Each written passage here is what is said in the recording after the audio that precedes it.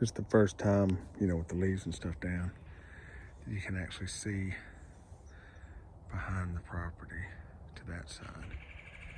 So these are all pretty big trees too. They weren't harvested when they timbered in 98. This is relatively flat. It used to be fenced in there. So if you can see through the woods, the property line goes beyond where that house is over there. So all that, and there's that white house in the distance.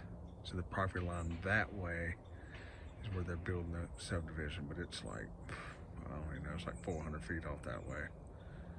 Anyway, so it's massive. And then of course you got all the way back 400 feet that way. So I'm about in the middle probably at the front. So kind of checking it out.